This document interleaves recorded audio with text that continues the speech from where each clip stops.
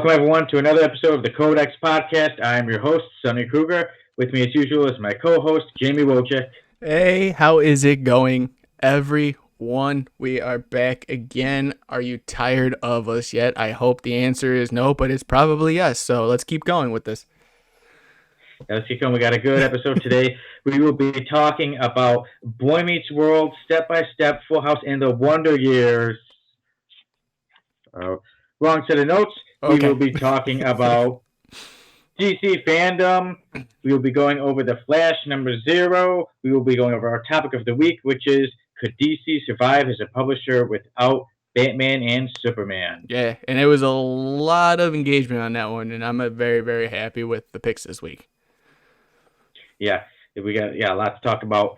And even too, if you didn't catch us, you can catch if you didn't catch the pre-show, you can catch us at twitch.tv/Codex Podcast. Oh, he's been practicing in the mirror again. I've been practicing.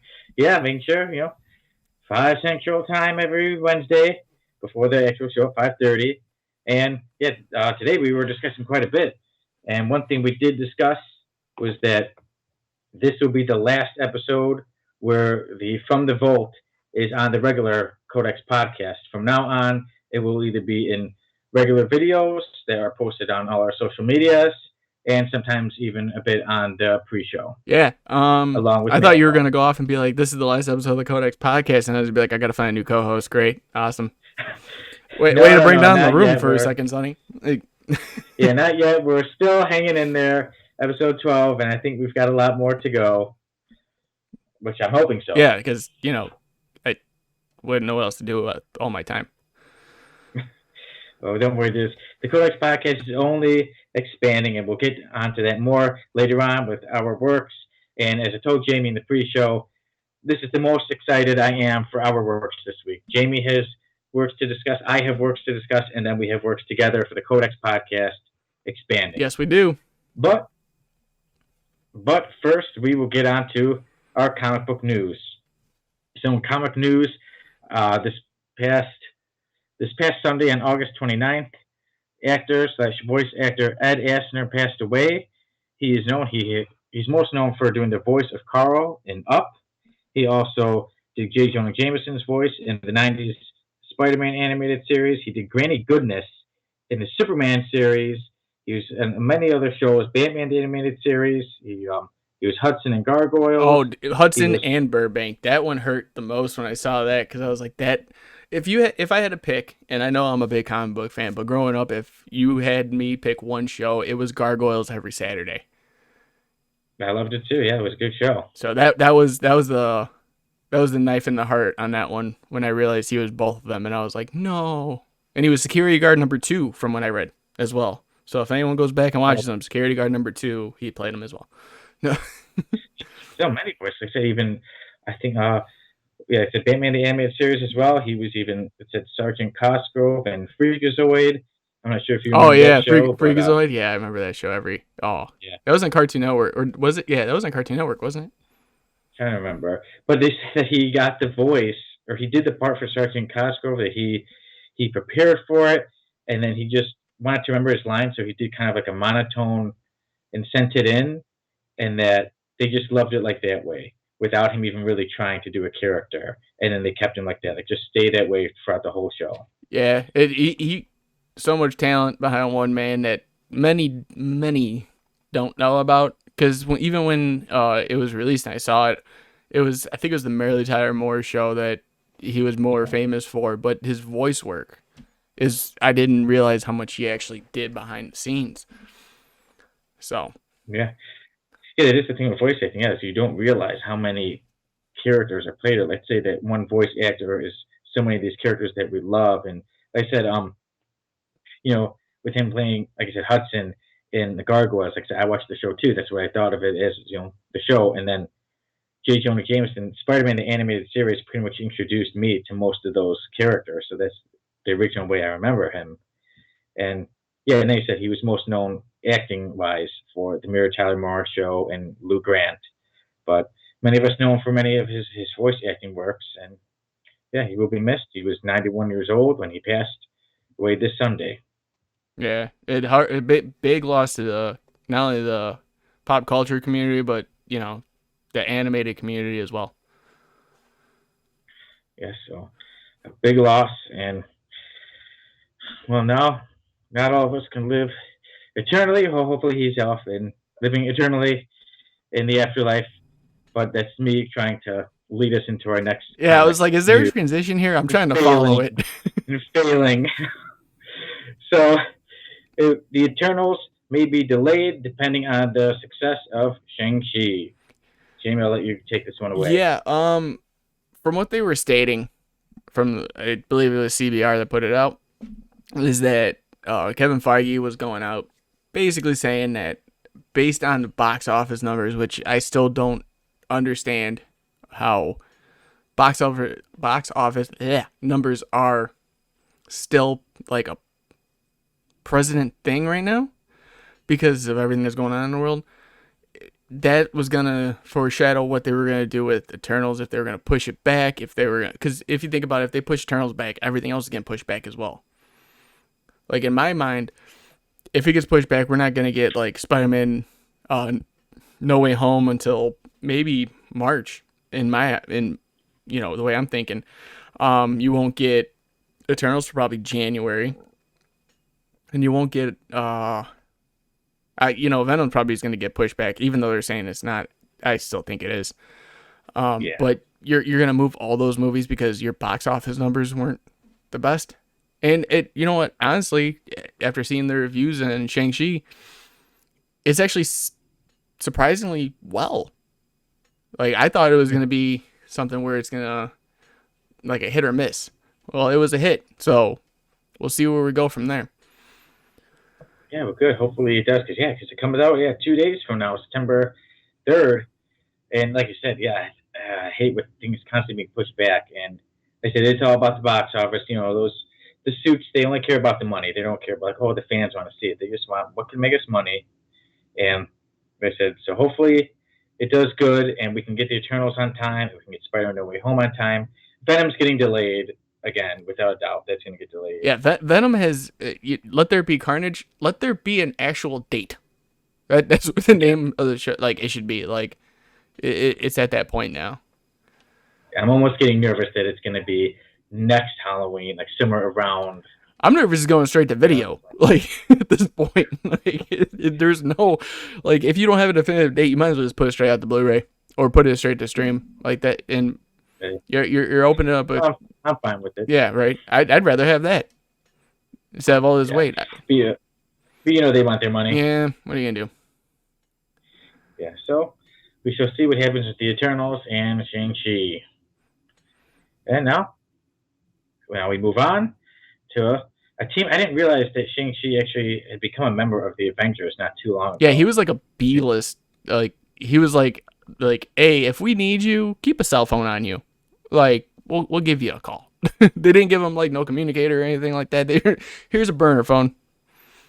Just basically, here's on the team. Everybody else is used up. We'll use Shang-Chi. All right, so there we go. Now we do move on to the Avengers. Now this is a big one that I definitely wanted to talk about. Is the Avengers there is a comic book being made of the Avengers promoting getting the vaccine for COVID-19. No, it was at Marvel Entertainment in New York City's Somos Community Care are teaming up to make this comic promoting getting the vaccine. Now this is actually like a formatted comic. It isn't just like in between the pages like an advertisement or something like that, right? This is a full on like going to be a 22-page comic. Okay. I'll let you go with your thoughts on this first before I go on with mine. Okay. Yeah, I'm really interested to see this, to read it, and I definitely would like to own it, because this is something, the pandemic is going on. It's around the world, and I'm pretty sure long after we're dead, people are still going to be hearing about it. And, decades from now, when hopefully we live long enough to become old men, that, youngsters will be asking us, oh, you were alive during the coronavirus pandemic. And it would be nice, it'll be interesting to say that, there was this is a comic book, to say, for the comic book fans, they could look at this Avengers and say, hey, this is a comic made during the pandemic. It was promoting getting the vaccine. So I'm really interested to see how it's going to come out, how it's going to turn out. And then one thing, I almost forgot, But the one thing I didn't care for was when it said, "Oh, it's mainly trying to promote it for Black, Latino, and Asian communities." I don't like when everybody always has to constantly put race on it. Everybody in the world is affected by this. It's not just certain races. You know, I am half Caucasian, half Latino, and I got my vaccine, and many Hispanics I know got their vaccines as well. I don't think that certain people need to be told more than other people, you need to get it. I think it's a great idea to promote getting the vaccine, but I think it's just put it out there for everybody to check it out, not say it's only towards certain people. And I'll let you go, All Jamie. right, yeah, no, I totally agree with you. No matter what outlet you're gonna look at, and no matter what format you can think of, they're gonna have an audience that they're trying to pinpoint it towards, and unfortunately, it's always the wrong one. Yeah, there's no way around it. With this, I didn't know it was a full comic at first. I thought it was like another page spread because DC did it as soon as COVID hit, when the publishers actually started publishing again, like DC, Image, Marvel, when they were actually putting stuff out. But like they had like Green Lantern holding a construct up, staying 6 feet away from people. It was Wonder Woman with her lasso around. What was it? I think it was Cyborg holding them, but it was like the length was 6 feet, so it was like a ruler. So I mean, yeah, promoting it, great. Are you gonna hit the target audience that now you're trying to hit? I don't think so. I mean, people are gonna make their choice based on their best interest, what they believe. I mean, you can't tell someone what to believe. Everyone's gonna have their own opinion, and right now, everyone does. It's sad, but it's true. I mean, people might not like us, shocking, but it's still their opinion. They might not like the fact that we're talking about it right now and being like, hey, we're for it being promoted. Might lose a fan or two, but hey, that's what we're doing. But with them, if you're going to specifically pick like the race out or your demographic, it can't do that. You shouldn't be able to. But I do like the idea of them actually having the book. I will be picking that one up too as well because, like you said, it's going to be a monumental, historic moment, I think, within the comic book world, where we can look back when we're, I don't know, 60, 70, if, I make it that long. And, show our grandkids, like, hey, yeah, you guys are reading about this in school? Me and Uncle Sonny were, doing a podcast about it back in, the heyday when YouTube was a thing. So yeah, people use these things called laptops. Yeah, use these things called like microphones and webcams and all this fun jazz. But yeah, no, it to me, I think it's a good idea. I like it. I can't wait to see what route they go. But the problem I have, and I'm gonna say this real fast and we'll move on, is the whole, if they have Captain America getting the shot in this, I feel like that's gonna be an uproar because he always says he does not play a side on anything. He's pro freedom. So if he's trying to like push the vaccine, it's kind of going against his grain. You know what I mean? But I'd say for him, if he gets it, it's more like he is saying like that he has the freedom to if he wants to. Yeah, I get that side too, but I'm just saying in general. What you're saying is you don't want him saying like you better get it. Yeah, that if he's like, if you love freedom, get the vaccine. If there's like a line in there with him and that, then it's gonna totally ruin it for a lot of people. And then I saw MODOK is on the cover, so I wonder what his part is going to be. I don't know. Patton Oswalt needs money. Yeah. So we'll see what that. And actually, we did discuss it on the. Well, I heard you were talking about on the pre-show, and we do have unfortunate news that the Codex Podcast's Decoding Panels, the voice behind Decoding Panels, Tim Morse, is not doing so well, and. Has he said that he confirmed he has it, or it's pretty much? I'm pretty sure he confirmed that he has it. Tim Morse, hey buddy, we hope you speedy recovery. From the Codex fam to Decoding fam to the Grady Meat fam, get better soon. We're rooting for you. we got a lot of decoding panel stuff we got to work on, so you better get better real quick. No, but seriously, man, take care. And from all of us, even the fans, get well soon, bud. Yes, we wish you a speedy recovery, and take your time. We want those decoding panels, and if you need to yell at Jamie that, hey, I need my time to heal, it's okay. You can do Or that. do what Sunny does and just don't Just answer the phone. Or just remember that hashtag Team Sunny, yeah, hashtag Team Sunny will let you heal. yeah, hashtag Team Jamie Not give will you a hard too. time on But it. like Captain America said in Age of Ultron, and if you die, walk it off. Let's go. Well, there we go. Like I said, Tim, we hope we feel better. We wish you a speedy recovery. And yeah, we'll definitely be updating you, updating everybody on this comic. I look forward to it. And hopefully we can discuss it sometime on the show. I think it'd be a good comic to definitely discuss. The Avengers promoting getting the vaccine.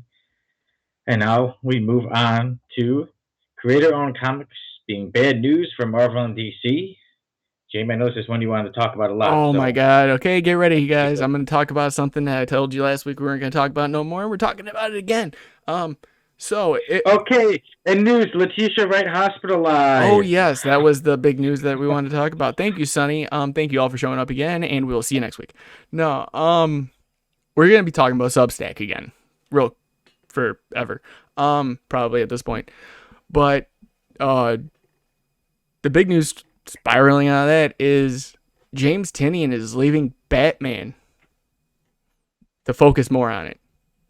And that will be with issue 117, which should wrap up the Fear State event going on. But Joshua Williamson is taking over for Batman, which he is a fantastic writer. But having, that being said, there's a lot of writers and a lot more jumping over to creator-owned models, whether that's Substack, Image. Everyone wants their more creative freedom. And I mean, it's great because you're going to usher in a whole new world of writers, artists, inkers, letters for DC, Marvel, and so forth. But it's really starting to show on that Big Two side that you got to step up your game, I think. You're not giving all these creators an outlook to want to be with your company. Now you actually have to put up or shut up. Like, Substack was saying that they're giving their guys like health insurance. Like, what? DC and Marvel, you don't. They just give you a contract. Here's your money. Hope the best. See you later. Now they got a chance to do something, make more, and be able to take care of them, not only themselves but their families as well. And that's a big game changer when you put it in that perspective. And I wouldn't be shocked if other publishers that are creator owned follow suit. Because then you're just going to be taking, you're going to see that image push that you saw in the 90s, but now with every other creator-owned book you can find. So, I mean, depending on how you look at it, it is bad news for Marvel and DC, but it's great news as comic book lovers and people that don't just want to stick with the normal superhero format. Sonny, I mean, what do you think, bud? Yeah. I agree, and like I said, it's not so good for DC and Marvel, but I think, like I said, it gives more people the opportunity it gives more people the opportunity to get jobs with them, and with there being more creator-owned comics out there, I think it is great, and I think it's more into a good step of the future because it's more of a step into the future. Because even when it comes to writing, as I've mentioned before many times on the show, I write. What? You? And, no. Yeah, me, this guy right here. Yeah. Hard to believe. So I'll get more into my writing later on in the show. But, in the beginning, I was like, okay, I need to look at getting an agent and being professionally published the regular way. And that's how, things were obviously many years ago. But now things are changing with self-publishing. And even to eventually, I'm like, you know what, all these agents, and they keep saying, oh, they want more regular style stories. They're not willing to take many chances. So I say, you know what, I'm going to publish it myself. I'm just going to self-publish. And then you see there's so many other people out there that self-publish their books, and then they become huge, and then they get, picked up by publishers. Whereas I think it's kind of like what's going to happen with these creator-owned comic books. Sometimes they don't, like you said, you were saying how they don't want to be held back with the restrictions from Marvel or DC. Now they can be more free. They can be more open.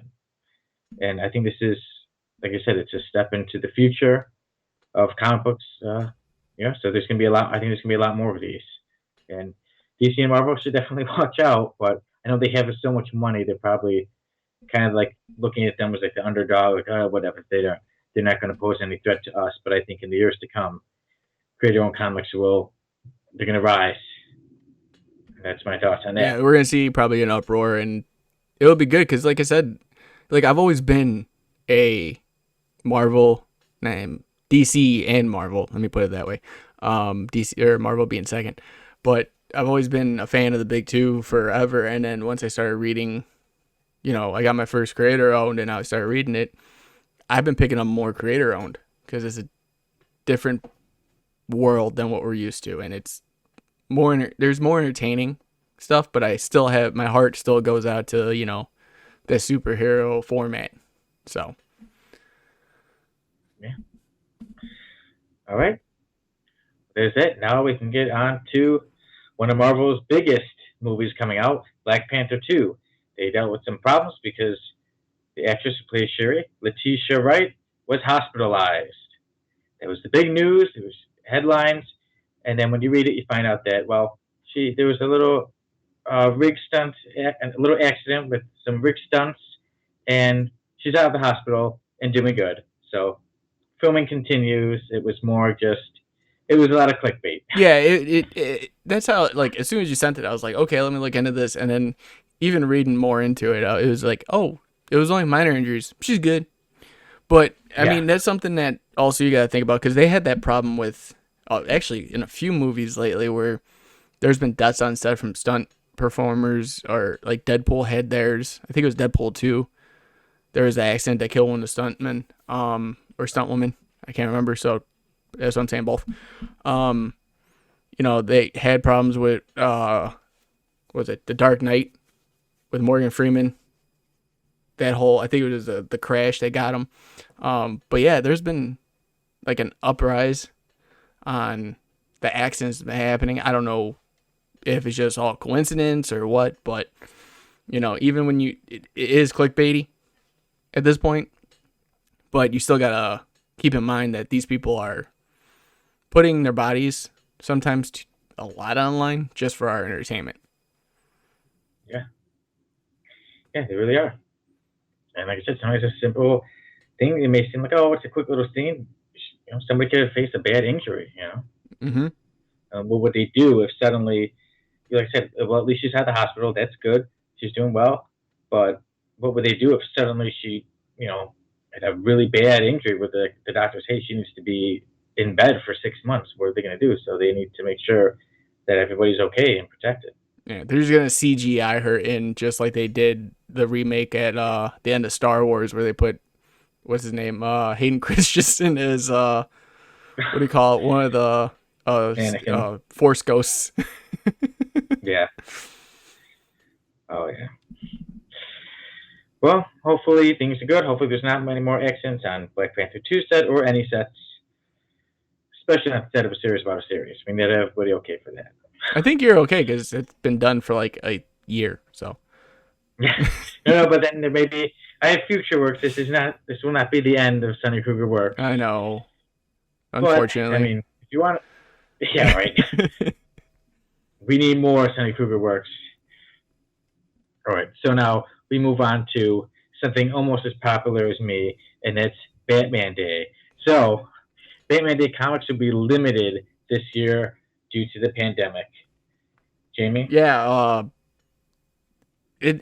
everything, like, we had free comic book day a couple weeks ago, and even with that was a fiasco in itself, because some comic shops weren't doing it. They were like, nah, we don't want that many people, we don't want the lines. If anyone's been to free comic book day, let me tell you, there is a line, and usually they have it wrapped around the store for most parts. I know I waited the extra week to go get mine, but with the whole pandemic right now, especially with the DC line, DC's had so many, because they switched publishers, or not publishers, but they're not with Diamond anymore. So their comics coming out, like me beginning comics every week, some of them aren't being put into my pull box because of a different barcode on the back that's not registering through from my name and so many others. And it's due to the pandemic and less workers and so on. So this doesn't surprise me that Batman Day is going to have that issue as well, where they're only limited to so many issues, so much they could put out. Pandemic playing a role, that's going to be something we're going to hear for a while. I still believe that it's always going to affect something, and that's going to be their scapegoat. Be like, oh, it's because of the pandemic. Like, we don't know what else to do. Like, it's Batman Day. So if anybody out there who is listening to, well, all 5 of you, is listening to this right now, still celebrate Batman Day. Read a comic, post it. It doesn't matter if you're getting a free issue or not, or whatever they're putting out, because I think it's Batman the World is supposed to come out that day as well, which is a big series they're supposed to have. Don't limit yourself because it's limited. I mean, I don't know what else to say for it, but I hope that everything gets easier as we go along now. So yeah, so celebrate Batman Day. That is September 18th. Am I correct on that? I believe so. Yes, you are. Yeah, so September 18th, Batman Day. So we'll definitely have to do something with Batman soon. I mean, we have done Batman comics, but definitely something more for Batman Day. I know I'll be reading a Batman. I'm not too sure which issue yet I'll be reading, but definitely I'll make sure to read something. Well, and like you said, the pandemic will definitely be something that affects everything, and including comic books, and in the very near future and into the hopefully not so far future. But yeah, I mean, everybody's still struggling with it. It's definitely affected the whole entire world, and I'm sure many comic shops, like I said, were shut down, and I think even more will be shut down eventually. So yeah, hopefully we can all beat this. Yep. But like I said, free for Batman Day. I think we'll do a Batman review for that. Batman centric for that week. Yeah, Batman. All right, and now we move on to another DC character, the Flash. And now it is said that for the Flash movie, the cinematographer Henry Braham has stated that the Flash isn't really just a comic book movie. He's saying it wants to be more of an emotional journey. And, I gotta say, I mean, I know that he's done cinematography for, they said, one of the Guardians of the Galaxy movies, I believe it was. But I don't like to hear that so much, because when I see superhero movies, I want them to be like the comic books. I'm hoping that they remind us of the comic books that we read and we love, and that it's not just, hey, let's entertain the general audience. I think if you stick to the comic book wise, obviously some things I understand, maybe you'll change a little bit because it's a movie, but if you pretty much stick to the material, I think you'll still be as popular, or possibly even more popular. You don't have to change up all these characters. You don't have to try to change them to say, hey, we need this bigger audience, the general audience.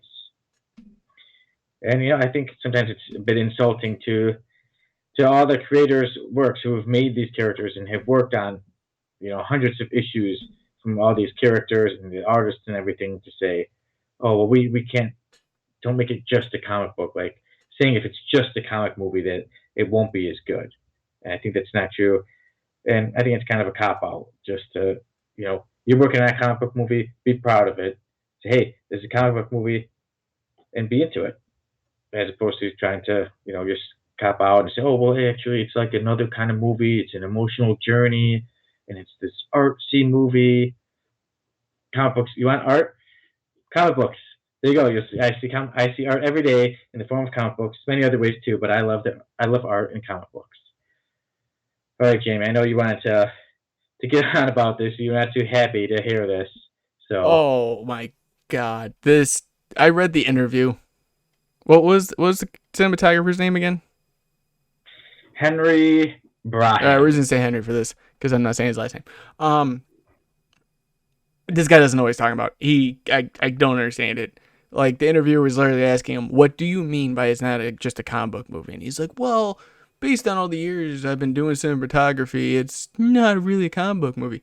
But your adaptation is from Flashpoint, which is one of the Flash's biggest events.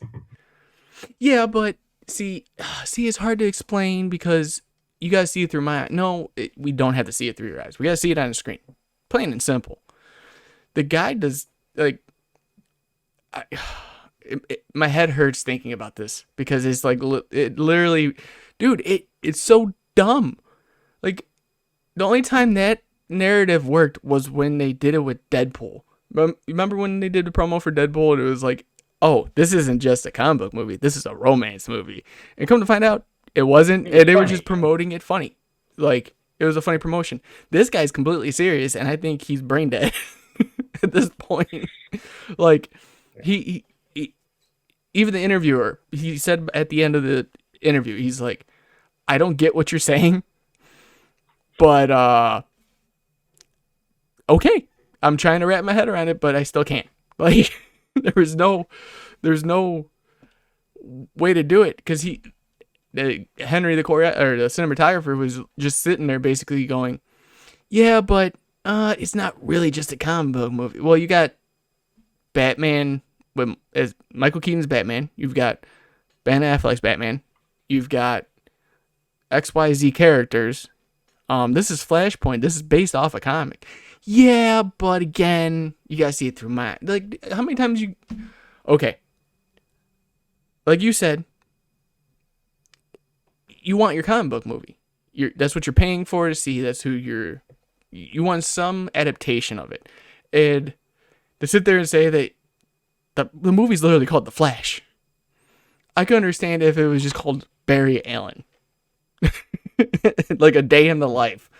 And that would not be a comic book movie.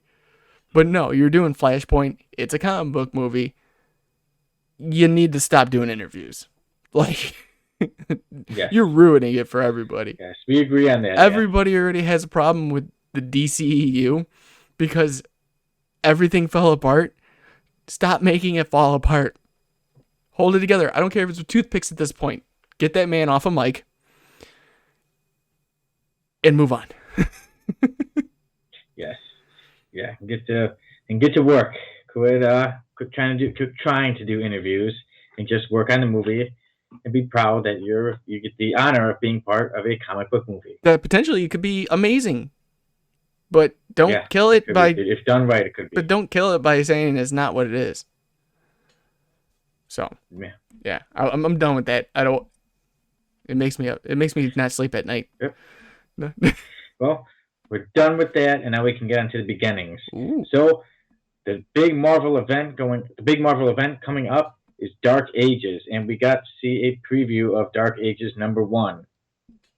Jamie, this would be a lot nicer of a topic for you to talk about. Yes, it isn't, because I'm a little upset about one thing, and that I put this on my pull list as a pre-order, and they couldn't give me an actual cover copy. I had to get a blank variant copy, and it's all blacked out. All it just says is Dark Ages on it. I'm very, very upset.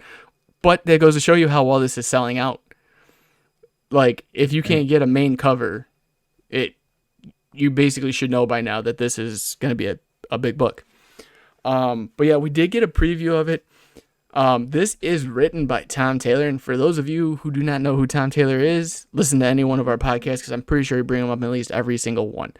Right now he is writing, I believe it's Nightwing, Superman, which is Superman's son in the title. He's wrote Deceased, Injustice, the list goes on.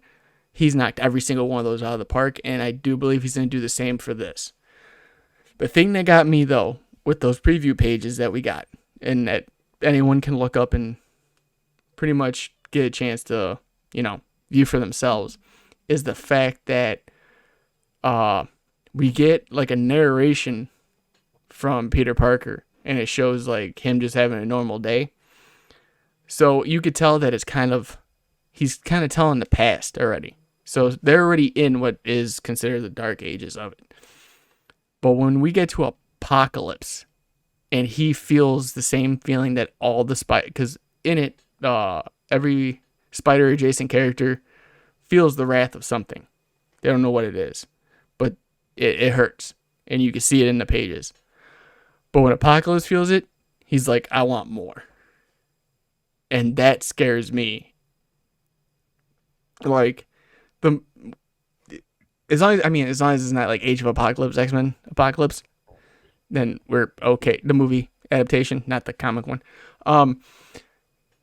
But in this, it's got to be something like huge for him to be like, I want this power. Let's go, give it to me. And I hope so. I really do. I want. Oh, Tom Taylor's writing this. It's gonna probably blow everything out the water, in my expectation. Right, with me, I am really excited for this. And usually I stick to my classics, but when I was finding out about this one, it's a big Marvel event. It's got Spider-Man, Black Panther, and then to have the villain be Apocalypse is one of my favorite villains. Age of Apocalypse is one of my favorite story arcs. It's hard for me to pick one favorite, but that's definitely up there. It's one of my favorites. So I think it's awesome to have him, maybe taking on Spider-Man and all these characters, because I'm like, man, it has the potential to be something like truly epic and something that's remembered years down the road as one of the great story arcs of, you need to go back and read this. So it has that potential. And I'm like, it was funny just the other day, Jamie, I was like, looking at this, I'm like, this is one, I need to get this now. I need to start getting these issues as they come out, as opposed to my usual waiting till it's a trade paperback. And then now you just turn around and tell me that it's super hard to find. Well, I mean, you can still find them. I'm pretty sure you could. Well, it came out this week. You can still find them. You might pay a little bit more above cover price for them, but not too much. So, I mean, you can look them up, probably find them.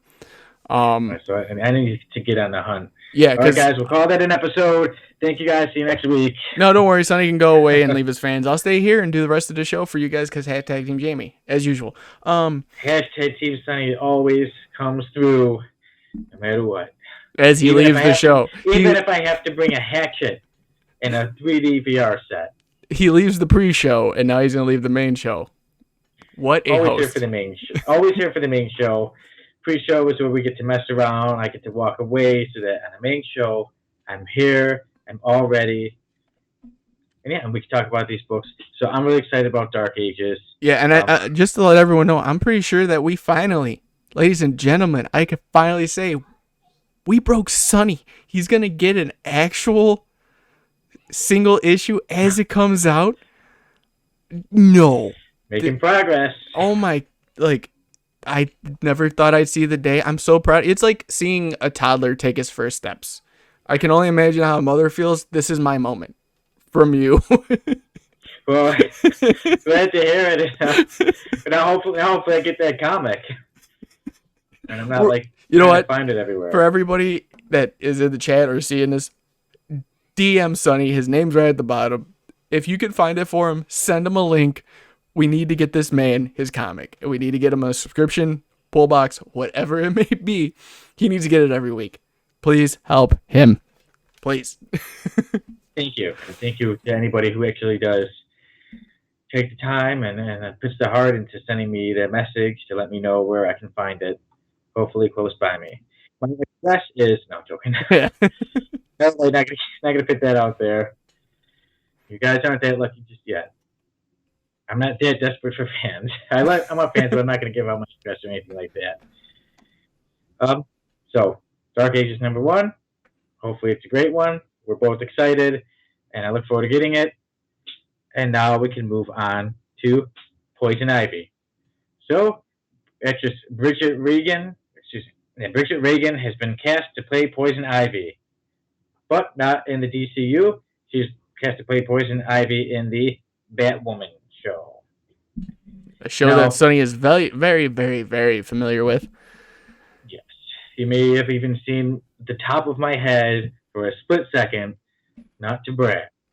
But, so actress Bridget Regan, I'm not too familiar with her, so I looked her up, and she has been in shows like she was in Agent Carter, she was in Jane the Virgin, she was in the Beauty and the Beast live action series, and now she'll be playing Poison Ivy. from the looks wise, I mean, she has a picture, I guess, online saying like, "Oh, this should be fun," and she has the orange hair, and she seems to look the part. I'm not too familiar with. I haven't seen her work to know how good of an actress she is, but hopefully she does a good job. What do you think? I think she's gonna do a fantastic job. First off, I do want to say I did not know Batwoman had a third season. I thought they stopped that. After Sonny had his part. Um, but no, I honestly thought that they stopped Batwoman, but now that I see that they're still going with it and they're bringing Poison Ivy in, I'm actually excited. She looks the part. She seems like the part. I've seen her in Agent Carter, and she is a good actress, so I expect her to at least boost the show with her role. So I'm looking forward to it. I mean, I might not watch it as it comes out, but I'll probably binge watch it, with the events that happen. Yeah. Well, hopefully I can get some work on it. It's something to my resume and say, Jamie, you need to watch this one episode, especially at minute 8, 30 seconds until 32 seconds. Yeah, and instead of, oh no, the bats is going to be, oh no, the ficus. Wait, I could say, man, there's this scene, and Poison Ivy has all her plants, and I'm one of the guys that eats. That'd be that would be the best thing ever. Well, now we move on to another DC. DC Fandom 2021 will be October 16th. Jamie, you sent me the video, and I was like, wow, this is really cool. This was actually the first time I was introduced to it. Oh, so, really? Yeah. So thank you for sharing that. I'm excited now. I know you are. Oh, I'm all in. Hashtag AEW. But no, yeah, DC Fandom last year, it was awesome. It's a 24-hour live event. It's their way of basically being like, hey, we don't have San Diego Comic-Con, so here you guys go. There's no Hall H there, obviously, and there's no San Diego Comic-Con because California shut down. But yeah, October 16th, I can't, I think I'm going to be, Sonny, I might have you join me to be live on the show for it. And hopefully it's a great one because it's literally going to probably be me in awe the entire time, because last year's it was they showed so much, like trailer wise and what's coming out, that this year I can't, just from the video alone, you got Black Adam, Titans, the Batman and all that, which, by the way, we did learn today, and I did not know this, but the Batman second trailer will be premiering in October. So with that news, I can only suspect that it's going to be October 16th. We are going to get that trailer. And October 16th, you will see me on this stream right here at twitch.tv/Codex Podcast in awe of everything that they're going to be releasing, because I'm pretty sure we're going to get a Black Adam trailer too, and I cannot wait. Yeah. Oh, yes. Okay, so I'll take over then. Yeah, so it did look really good. I was really excited. Like I said, the trailers. Yeah, I think we're gonna get that the Batman trailer 2 on that day. Black Adam as well. We even saw the Rock was in the commercial for it. So there better be that Black Adam trailer for it. Yes, I'm really looking forward to it. This will be my first time being a part of any DC fandom, so it should be good. And it is, like I said, October 16th. And then I was looking up because I'm like, well, what happens if people aren't able to, be there live? The videos from DC Fandom will be available online until October 31st. So if you happen to miss it, you got something going on, something happens with your computer, your internet's not connecting well, you do have 2 weeks to go over and see what you missed. Yeah, and I'm really looking forward to it all. I know they're gonna have they're going to have panels, so you're going to see every actor, actress from a variety of shows and movies actually, talking about it, and they're going to have interviewers there and everything like that. So I'm excited. October 16th can't get here fast enough. I want to know what is coming out. I want to know what they're doing with DCEU. I want to know what they're going to do with the future of the whole movie realm, because right now we're in total chaos. It's like everything's burning around them. They're just standing there with a popsicle. It makes no sense. But, hopefully we figure out something by then. I think that day is going to be a big day. And like I said, they're going to they're going to release a lot for us to see. They're going to get everybody excited, and I think it's just going to get people more excited as opposed to like, oh no, they're going to be upset about things. Right. I think we're going to be more excited for the Batman. I think they were saying possibly a trailer for the Flash, and I said obviously we're also hoping for the trailer for Black Adam. So DC Fandom, October 16th. It should be a great one. Yes, it should be. But sorry, we had some technical difficulties there. It's probably some Techno-Organic virus that I'm probably gonna have to chop down again, possibly with my hatchet. Well, comic news continues. Marvel Comics #1 turned 82 years old yesterday on August 31st, and due to that, Marvel has released the schedule for some upcoming projects that are going to be going on with by the end of the year and early of next year. We will have Devil's Reign, the new Daredevil event, which will be written by Chip Zdarsky and Marco Cecic. Sorry, hopefully I pronounced that name right. We also have the Avengers Forever. We will have Timeless, which is a new King the Conqueror story. We will have X Lives of Wolverine and X Deaths of Wolverine. So we can assume that Wolverine will be dying, but I don't ever believe Wolverine's dead. He will always come back. We also have She-Hulk will be returning in her own title, which should come out in January, and possibly the show is set to come out around that time as well. Then there will be the Fantastic Four. We'll have an event called The Reckoning War in February. That sounds interesting. I'm curious as to who they're fighting. Yeah, that's a big one. I think. I hope it turns out good, because the last event that Fantastic Four I read was it Empire, and it was not that good. Hopefully, the Reckoning War is one to be reckoned with, and a good one. And that should be pretty much when the Dark Ages event ends. Dark Ages is going to be 6 issues, right? Yeah, 6 issues, so 6 months. Okay. Yeah, so around the time that one is ending, the Fantastic Four will have their Day of Reckoning, the Fantastic Four will have their Reckoning War event going on. And lastly, but not leastly, it will be the return of Moon Girl and Devil Dinosaur in February 2022, along with the TV series. So, pretty interesting things ahead for Marvel Comics, especially like I said earlier, we were talking about the big event of Dark Ages. But Jamie, I'm not too familiar with Moon Girl and Devil Dinosaur. Are you familiar with them? Yeah. So it's kind of So Moon, I know enough. I don't know all of it, but she basically control like dinosaurs. Like she could bring them back and like all that kind of stuff. She had a stint in Venom a while back where he was fighting her dinosaurs, and like she could feel the damage he was doing to them. So she has a connection with them, and I mean, we even seen her in Dark Ages itself. There's a 1-page spread of her in it. In the red Tyrannosaurus Rex, right? Yeah. So, yeah, I mean, I'm excited to hear about that one. I'm hoping it's a good after Dark Ages event, or maybe even Dark Ages is going to turn into this, like kind of more of a continuity driven based line to go further. So, well, we shall see, man. All right, and real fast before you go to the next bit of news, Sonny, just want to say that everyone that's going to be watching this, even though we did have technical difficulties, I am going to splice all of this together, and I'm going to restream it for you guys to see live, so there's no issues, no faults, no Sonny's head going crazy like it normally does when we have technical difficulties for some reason, even though Sonny's face is the only one that does it. Like, it just goes away off screen. I don't know if Sonny's face is breaking the screen, but we'll see.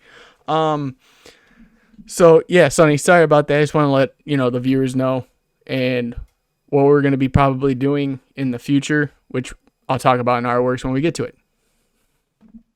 All right, sounds good. And then so that was we had in our notes, but then also last minute there was a few things you wanted to talk about in the pre-show. You mentioned the Batman movie getting a bit of views. You said people were talking about it. Yeah, they had a pre-screening for a lot of people, which I didn't even know was happening, and a lot of other people didn't know it was happening. I think the viewers that were in the pre-screening didn't even know it was happening. but it's been called probably like the a great combination of thrill and horror that they've ever seen, which is crazy coming from Batman because I if I could see probably the Long Halloween being part of that, and this is what the adaptation is pretty much being based off of, so I have nothing but hope for it. That God, I can't remember his name right now. The guy who's playing the Riddler, Dano, I believe his last name. Paul Dano. Yeah, there you go. I from what everyone's raving about his performance in there, they're talking about the Penguin being Colin Farrell and him being great and not in the phone booth. And I did not have any high expectations for this movie. I really did not. I just thought they were just throwing something together because of the fact that Ben Affleck was leaving the role, and they needed a suitor. But now seeing the reviews and hearing that Robert Pattinson's giving the narration of the movie as it goes is astounding to me, because now you're telling it from a different perspective. So these events must have already happened, and we're going to get that trilogy with him in it. And from what they were saying, it sets up the sequel amazingly. And the fact that we get more screen time of Alfred, I'm always happy with. So you've got that thing for Alfred. I do. He gone. Strange I miss my Alfred, man. I can't help it. We don't have him anymore in the comics. R.I.P. Alfred. Well, yeah, so that should be good. And like I was saying, when I was like, give him a chance, see how Robert Pattinson does. He got the role for a reason.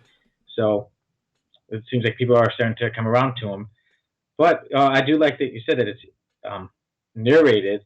We don't really get many comic book movies like that. I mean, there was Sin City had a lot of narration, but most of the comic books don't. Most of the comic book movies don't. And that's something that's in many of the comic books. There are many, they're narrated. So it's pretty cool to see that. It will be pretty cool to see that in a movie. Yeah. And yeah, I said Paul Dano, he's a great actor, especially in There Will Be Blood. That was a performance that I saw that really stood out. So I think he can do a really good job as the Riddler. And Colin Farrell, hey, don't forget he was in that he was along with Ben Affleck in that great Daredevil movie when he was Bullseye. Oh, the yeah. bald Bullseye who had a scarred forehead. Throwing paper clips from what I remember. Mask. Yeah. God. Yeah, well. Office Depot was having him on, their sponsorship program. Yeah. But remember, a lot of times they say that people, they star in a superhero movie, it doesn't do so well, and then they do another one, and then that second one, is really successful. Like they were saying, Ryan Reynolds, from Green Lantern. You leave him alone about that movie. We do not talk about Come that. Come on. You got to see the end of Deadpool too, man. Yeah. Even they joked there. Even they said Michael B. Jordan.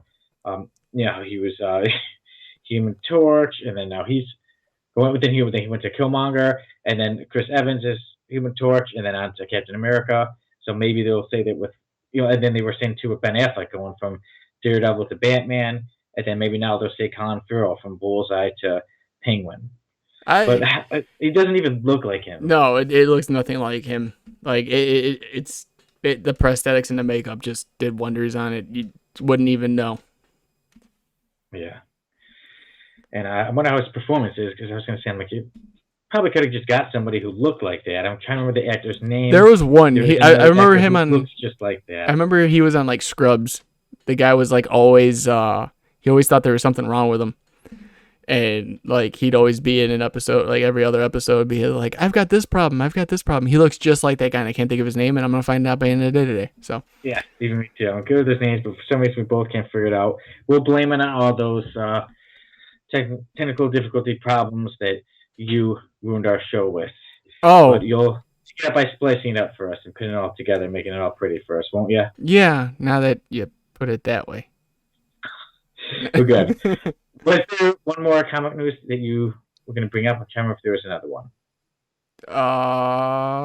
Yes, the What If series. So Chip Zdarsky has come out and said that based on the Disney Plus show, that people thought that the What If series was done, is canceled. There was a little mini series of What Ifs that came out years ago that I did read that were good, but I didn't know that they're still doing it, and they're doing it in a mini series kind of format where Chip Zdarsky came out with Spider-Man Spider Shadow, which is a story about what if Peter Parker kept the symbiote suit a little bit longer than what he originally had. And he said that what sounds better, a 5-issue series that you could tell a story on, or a what if where it just says what if Peter Parker kept the symbiote Spider-Man suit. What grabs your attention more? And on the back of the books, if you look at them, it has the what if symbol on the back, which I thought was, I didn't even realize it. And when I looked, I was like, oh, that's actually pretty cool. Like, this is something I missed out because I don't look at the back of the, I don't look at the back cover. I look at the cover, read it, and then it's done. Boarded and bagged, we're done. But in this case, it's like, okay, now I got to look at every aspect of this book. That'd be cool. Hopefully we see it soon. All right, then. So that'll be it for comic book news. Unless there's any last minute ones you'd like to throw at us. I got nothing. Okay. There we go. Comic book news. Now we move on to From the Vault. As stated in the pre-show, this will be the last time From the Vault is on our regular show of the Codex podcast. From now on, we'll be releasing videos on all social medias with it. It will sometimes be on the pre-show. So, for this, the last time From the Vault will be on our regular show. I thought I'd bring out 2 comics. One I got not too long ago, but a little before the show began, and it is the special crossover event between the X-Men and the new Teen Titans. Yeah, that is a good one. I do have that one, actually. Let's see it right now. Yeah, I got to dig through my 30-something boxes to find it. Yeah, so that one, I was really glad to get that. I love the X-Men. I like the new Teen Titans as well. I'm like, wow, a crossover event. I don't know if that'll be on like those like Marvel Unlimited or DC Infinite because they're both. They have Marvel and DC. Yeah. I'd have to look. I never really stopped to check. Yeah. Well, either way, I have the comic in my collection, so I'm glad with that. And this next one is one that I've had since I was a kid. So me and my brother, we used to collect comic books together. And then, obviously as time goes by, you get older, you grow up, and most of us leave our homes to go on with life. And while he was the first one to leave, and we were deciding who gets what, and he got to keep all the wrestling DVDs we shared, and I got to keep all the comic books we shared. Ooh. And one comic book I got is The Amazing Spider-Man 375. That is a good one. I like that cover. Yes, it is the hologram cover, and yeah, definitely, I think it's one of the coolest covers, one of my favorite covers, and I'm very glad that I got it, and I definitely wanted to share it on From the Vault. So, those are my 2 From the Vaults, the crossover event between the X-Men and the new Teen Titans, and the Amazing Spider-Man 375. Yes, and I will be showing my From the Vaults now from our social media pages when I have time, which is usually never, but I will make time for that. So pretty soon we'll be seeing it. But none today? None today. No, I did not have anything prepped and ready. Well, no problem. Then we just move along. Okay? And we move to our works. This is, like I said in the pre-show, this is the most time I'm excited for our works. And Jamie, I will let you take over. But first, tell us about True Colors. Last week, you said that you wanted me to come up with this week what I think it'll be about. Yeah, so I had written a comic. It's 2 issues in the works right now, but the first issue is done. And I will be posting that up hopefully in the next week. Maybe 2 if anything, but I'm hoping for the next week if all goes right. But I did challenge Sonny to come up with the premise of what he thinks the story is going to be about. And knowing Sonny, he's probably going to have some outrageous idea that is far, far from it, but I hope he hits it on the head. And I'll let him know if he's close or not on a scale of 1 to 10. 1 being he has no clue what he's talking about, and 10 being I'm not going to promote this because it was already known by Sonny. So, go ahead, Sonny, take it away. So, True Colors, the main character, Cyndi Lauper. I have to get you with that. Because the name True Colors, so trust me, when the names go with it, you're going to hear it. Just say, my last name is Kruger, so I've heard about a guy named Freddy my whole life. So, No, I don't think Cyndi Lauper would be in your comic. It'd be kind of funny if she was mentioned in it, though. But I think True Colors, written by Jamie Wojcik, will be pretty much about, let's see, it'll be about an outsider. Maybe he has a few friends. I think he'll be male. Have a few friends. They'll be different colors. Many of them will be different colors. Maybe have somebody look like a regular person. You'll have maybe a pink person, a blue person, a red person, all these things, right? And then the main character, who is still feels the outsider, but he's very nice and he's likable, and he's somehow going to find out some kind of power. He's either somehow going to get a power. Maybe it would be an accident, or maybe he finds something and he gains this cool power. I'm not too sure what the power is yet, but he's going to get that power. He's going to be all super duper cool. And then not too sure what the villain yet, but I think somewhere in your story, even though all the characters will look different colors and look different, it will be that their true colors are what's on the inside, not on the outside. And that's so far what I think the comic will have. Not too sure about the villains or things like that. All right, so you want to know how close you are? Sure. Like a solid 4. So solid 4. Okay. I'll give this. I was right on Cyndi Lauper, wrong about everything else. Yes, exactly. So, moving on. Sunny. No, but yeah, there's a couple things in there you were right about. But yes, I will be posting it.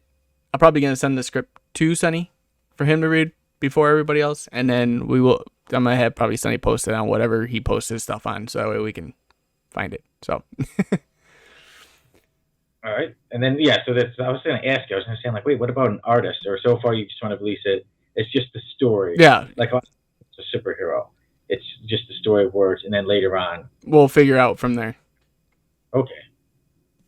So yeah, that's mine so far, and I can't wait to post it out for everyone to see.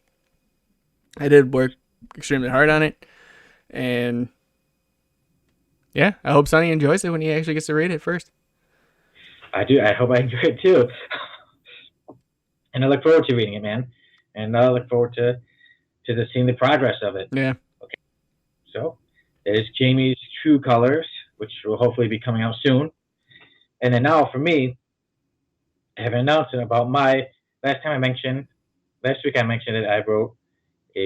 I was working on a short story called The Comic Book. I have finished that story, and I'm announcing today, Wednesday, September 1st, that 2 days from now, on September 3rd, I will release my short story of The Comic Book on Wattpad under my username, Sono the Writer, and the story is called The Comic Book. And it is about a man getting a very valuable comic book and trying to keep a hold of it. It is more towards more kind of comedy, and it is a lot of my stories are pretty much, they're very mature. For mature audiences only. My story of The Comic Book is for all audiences.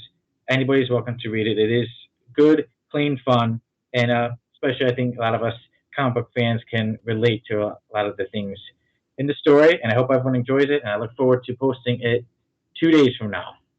Yeah, no, that's actually awesome. That's going to be posted out 2 days from now. I'll be up there reading it. Yeah, I look forward to you reading that. And then we won't just go back and forth about each other. I won't just make fun of you for the way you are. You won't just try to make fun of me. Now we can make fun of each other's works. Oh, yeah, that'd be even more fun. Even more fun, yeah. Great. Yeah. All right. But now, Jamie's talked about his True Colors. I've talked about the comic book. And now we talk about the Codex podcast expanding again. But Jamie, I'll let you take this one away. I know you've already been working on it. Yes. Aside from the show, first thing I want to say about the show, I think we're going to be switching formats on how we're doing our streams. Either it's going to be pre-recorded, and I'm going to stream it for you guys so that way you guys can still see it. It'll probably be still every Wednesday right after the show airs, or by that weekend, like YouTube and everything else. Me and Sonny have not decided yet, but we're still going to meet Wednesdays and do the podcast. So, Sonny, you can comment. It'll be all right. We're figuring this out step by step, buddy. So we're gonna be doing that. We're also happy to say that we will be streaming because I actually have it working, and it does work. And I already, if you guys haven't noticed yet, there has been a couple streams of gaming going on our channel. I've checked. Yeah. I'm happy to announce we will be having the very first of Code X Gaming, which is going to be me and Sunny when Sunny wants to, jumping on and playing comic book based games or some of our favorite games. Or even, for me, probably weekends, multiplayer games, so you guys could jump in, hang out with us, talk to us, get more engagement, and, let's make some friends on this. So Codex Gaming is coming, and I'm going to say it's going to be starting not this weekend, but the following, where I'll be on. I have a couple ideas I want to do. One of them is Beat the Time, where every game has a list of how long it takes to beat, and I'm going to try to beat it under that. Or see if you can. So that's one of the ideas I'm throwing out there. The other one is having all of us just jump in a battle royal and kill each other with guns and stuff and fun. So yes, and definitely imagine the fights we could have. If we're playing like an action game, like Injustice or something. The trash talk we can have when our characters are fighting each other. My character's crushing your character's head. Exactly. So we will be doing that, and I'm very excited to be having that on there. It will be put on YouTube as well, so that way you can find us there. But yeah, there's a lot in the works, and we're getting it going, and there's no stopping right now. So either way, even though we've had technical difficulties with our stream service, the gaming side is relatively good. And as I said before, we will be still streaming for the podcast, whether it is later on the same day where we can upload the video, it'll be pre-recorded and you guys can still see it, or it'd be by the weekend with the edited version. So we'll see. We still have to talk about it. There's still some stuff to work out, but as of right now, I am going to be working tirelessly, probably as usual, to get everything back in order. There we go. True Colors, the comic book, and Codex Gaming. I'll come to you soon. And now we move on to our topic of the week. And our topic of the week is, could DC survive as a publisher without Batman and Superman? And as usual, Jamie has the top 3 picks for this week. Yes, I do. And the first one comes from Toe Falcone. Could they survive? Sure. They have an awesome universe of characters. Would they survive? Nope. DC would close doors in a few months without bat sales. Sadly, they put all their eggs into one basket, overutilizing one character at the expense of many others. Next, we have Blair K. Just look at the current amount of Batman-related titles there are. DC Black Label is just overpriced Batman titles. And then lastly, we have James Thompson. With their current strategy, no. They basically live off Batman, while Marvel has taken the more balanced approach, even though Spider-Man is their moneymaker. Thank you guys all for your answers. There was a lot of engagement with this one, and I do love seeing that.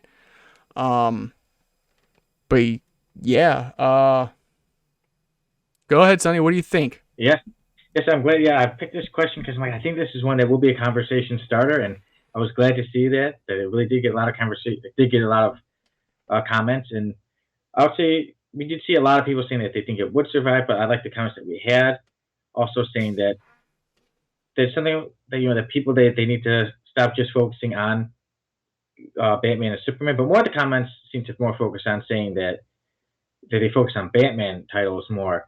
But for me, I think it was interesting, and I picked the question also, not just to get a conversation started, because I've been looking through comic book events and okay, what are some good story arcs I should have? Because I don't just want to talk about Marvel. I'm a DC fan as well. And when I was looking through so many, I kept seeing Batman and Superman at the front and center of many of these big stories, and I love them. There's two of some of my favorite characters. But I was like, man, DC, it's always Batman, Superman, even in stories that aren't focused on them. Like I really love Identity Crisis, where it's more focused on elongated man, Adam, but you still Batman still had a pretty big part in there. Superman was still there, and then even Blackest Night focuses on Green Lantern is the main character, but you still see obviously Batman, Superman, and I was like, man, what would happen without Batman, Superman? And I do think DC would be in danger without the two, but I think really they would have to just step it up. And I think writers would just have to step up their game and step up like, okay, we can't just keep saying Superman, Batman to get viewers and buyers. These other characters who are great characters, Green Lantern, The Flash, Wonder Woman. I'm a really big fan of the Martian Manhunter, and even Jamie, you put him on your list a few weeks back, saying he's a very underrated character.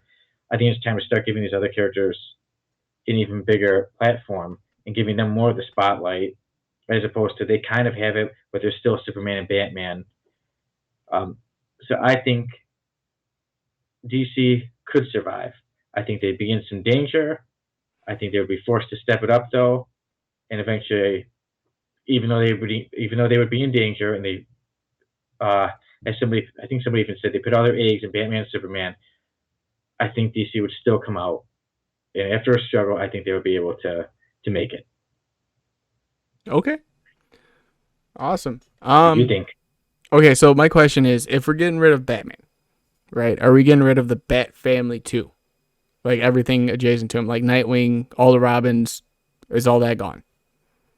Me, I would just say the characters of just Batman and Superman. Okay, just the characters. They were just then yeah, I do believe that they would survive, because then if you ended up using it as a storyline and killing him off, you could have someone step up as a Batman figure. You could have all these other characters like a Nightwing, Jason Todd, Red Hood, all of them kind of step up. Same thing that they're doing with Superman's son right now. He stepped up as Superman.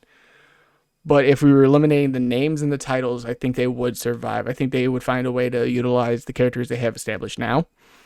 They did a great job of that with, like we mentioned earlier, with Blackest Night. We mentioned it in the show with Flashpoint, where they weren't really in it, but it was different character ideas of them.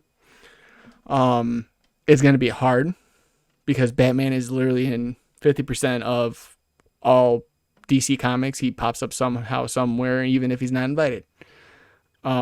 He's like standing behind a bush staring at somebody at some point. Like there was one comic like that with the panel. I'm trying to remember what it is, and I'm not remembering at the moment.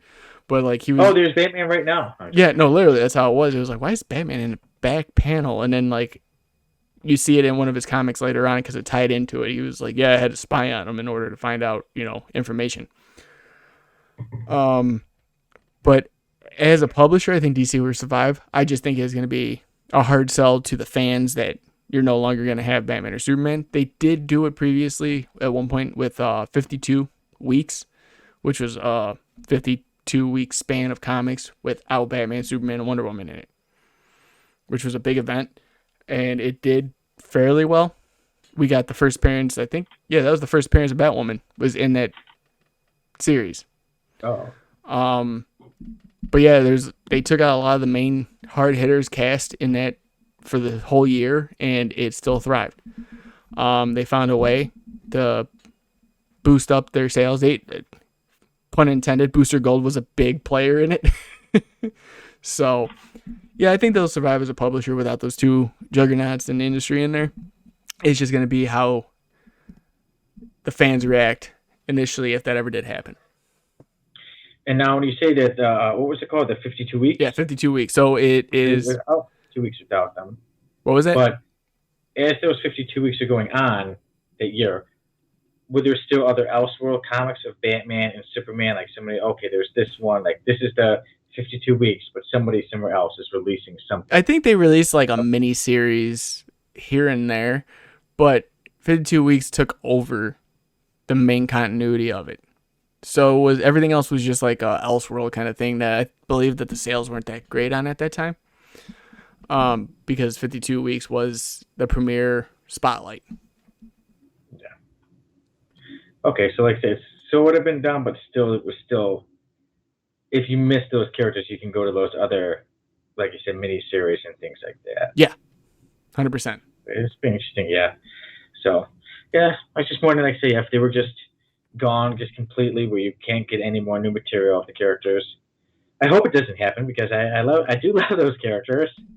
I was just curious to see if people think they would go on without the two biggest names. And I mentioned them too because I think someone did mention Spider-Man for Marvel. I guess I would say Marvel's the biggest name, or excuse me, Spider-Man is the biggest name for Marvel, but I don't think Marvel depends on any two characters as much as DC depends on Superman and Batman. Because for Marvel, I mean, it's like, I guess you'd say Spider-Man, but who would be the other one? Squirrel Would you say Girl. it's Captain America? But who? Not many people know Squirrel Girl. I mean, come on, man. Like, without Spider-Man, is the next one? Is it Captain America? Is it Iron Man? Is it Hulk? And then now, especially with Black Panther becoming very popular, there are no two specific characters that you can easily pick out for Marvel. No, and that's where they do differ from, which is great for them in their marketing scheme. But as far as having a juggernaut, when you think of DC, you think of Batman, Superman. I think even comics, I think they're probably still the two most known. Yeah, and if you think of Marvel, usually the first one that comes to mind is Spider-Man and Captain America. So, but I wouldn't say Captain as much as I wouldn't say Spider-Man and Captain America as much as Superman and Batman. No, not even in close. But usually when it comes to mind when you say Marvel, that especially with the movies and how they are now, those are the two names that pop out more than anything. Yeah, I'm trying to think who I would say. I'm kind of iffy about who I would say for Marvels too. Probably would pick Spider-Man. I'm not so sure. I might pick Captain, but I might say somebody else because I'm not too sure if I would say Captain or Iron Man or Hulk. And I think we got our next topic of the week here, Sonny. Hey, maybe. Yeah. Who is the face of Marvel? We can go that route. Yeah. Well, it'll be next week. But I'm pretty good on our topic of the week this week. How about you? Any last comments on it? Perfectly okay with it, buddy. Okay. And now I see the sun is down where I'm at. I'm fine with that. And now we get on to our review of the week. We are reviewing Flash Zero, Flashing Back. And Jamie, you'll be the first one to review this week. Yeah, this is written by Mark Waid, which is one of my favorite writers that was in DC back in the 90s. Fun little fact, during this time period, we got a lot of secondary characters. So like we had like this story, Wally West was the Flash. Kyle Rayner was the Green Lantern opposed to Hal Jordan. We had Green Arrow's son Connor Hawk as Green Arrow at a time. So this was more of the second-hand heroes kind of coming up, the sidekicks, and taking over. This is a Wally West story. Opening, we see him running, which we would assume would be the Speed Force that he's running through, saying he's running away from, I believe it was Wave Rider. Yep, Wave Rider. It talks about back when he was himself and alive, that he's lost the flow of things and not knowing where he's going at this time. He does return, I believe in there it was a week or two prior. It's basically seeing himself fight Team Turmoil. Yeah. Like you can't speak today, Sonny. You did it to me. I do it to you, yeah. I know. Hanging out. Every time you talk to me, you're just speechless. Maybe so much words. But no one can actually tell that he's invisible. He's literally watching himself fight. What do you call it? Team Turmoil. Let me just bring this over for a second. So he talks about how the fight progresses. How it is a terrorist team, which is Turmoil. Underestimated him. Wally watches himself stop some bullets in front of Linda Park, which is his love. see where we're at. Sorry. I'll cut this part. I kept looking away for a second. Okay. So yeah, back to what I was saying. He watches himself stop some bullets in front of Linda Park. As we move on, he doesn't know why he came back to that time or why it had any significance to it. And he didn't realize that the first time that he was there, Max Mercury, who's another speedster, was watching him and spying on him. Little did he know that for some reason, Max kind of sensed his presence there. Like as soon as he was standing in front of him, he kind of looked directly in his view and didn't look away. Wally can't stop the breach as it goes through, which sucks him back in, and he's watching events from his life unfold. From the time he was little, having a conversation with somebody that he doesn't know has some significance to him, that later plays a bigger role in the story. We skip to him actually talking to Barry Allen while he figured out he was the Flash and how Barry got his powers, and said it's a 1 in a billion chance that anything like this would ever happen again. And the lightning hit twice, so lightning struck twice, and that's how Wally got his powers. We skip a little bit, and all of a sudden Wally's solid again after the lightning hits for that quick second, and then it's gone. He's back to his normal state. He's then transferred into another time in his life where he was at a family reunion that he remembers when he sees his younger self and his family's fighting, and he runs into his room. So at this point, Wally becomes whole again.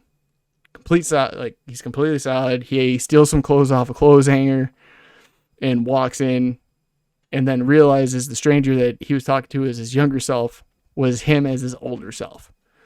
That gave him the idea that you could be anything you want to be. Don't let anyone tell you different. Everyone's trying to help you, but you will become what you think you can be.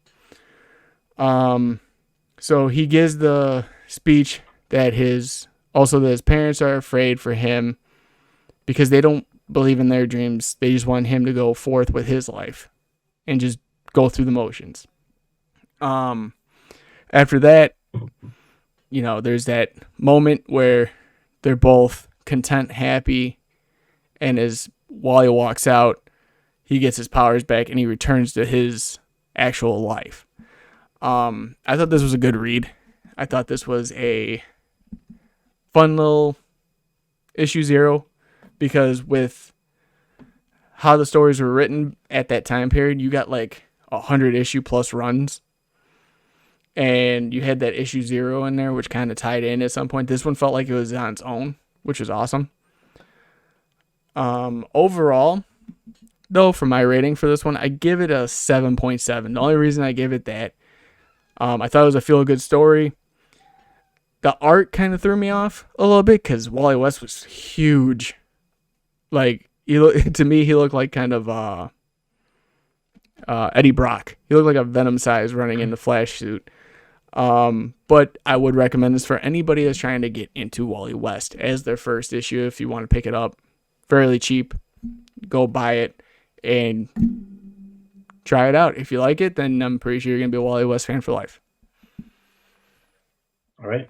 Now, to me, well, Jamie, you pretty much went over the book. Sorry, those are my notes. True. The Jamie excuse train. He's blaming his notes now. No, I'm actually just saying that I did better than you this week, so it's okay. No. Never happening. It was not. But don't worry, you can also see this one. You can also see our own Tim Morris going over this issue in Decoding Panels sometime, hopefully in the near future. So, me, Jamie basically went over the comic, so I don't need to go over the parts, but I really enjoyed it. I picked it for us because we were only days away from this episode, and then we said, oh, we don't have any comics. So I was looking at one-shots, and hey, this one sounded interesting, so I said, hey, do you want to do it? We agreed, and I read it, and I really liked it. Yeah, I don't really read too many of the Flash's comic books alone. I usually see them in the events and Justice League comics, things like that. So I was excited to get to this. the artwork was the one thing, like you did say, that threw me off a bit, but I was still able to enjoy the story. Like you said, it was a feel good story, and it did make me feel good. It was really enjoyable for me. I liked how it went through certain events in the Wally West Flash's life. One part that I thought was pretty interesting was when he does put his clothes on. He says, "Then I'm definitely underdressed for this crowd. Better gauge, better catch at least some jeans before Aunt Charlotte, the divorcee, decides she digs the undertights." So that's pretty funny that he would assume his aunt would be attracted to him. Yeah, But everyone's got one in their family, I guess. but it was an interesting read, and I really liked the end, especially the ending part. You know, when he was revealed to be the man that he spoke with as a young child, and he was the one who inspired his younger self, and that alone like really raised it for me. As I was going through the comic, I was liking it more and more. But really, at the ending, I really enjoyed the ending. It was really nice, and it did, like you were saying, it makes me actually want to read more Flash to get into the Flash. And even I know it began. They mentioned how this whole thing with how the whole thing started with Wave Rider chasing him stemmed from the Zero Hour miniseries. So it makes me interested to read that. It makes me interested to read more of the Flash, what happens after this story. But me, like I said, like you said, I also agree that it is a feel good story. It's a great one. It's it does have some action. Like I said, it fights team turmoil, but it's not like this huge event. It's a nice. I thought it was a terrific one shot, and it definitely made me a way bigger fan of the Wally West Flash.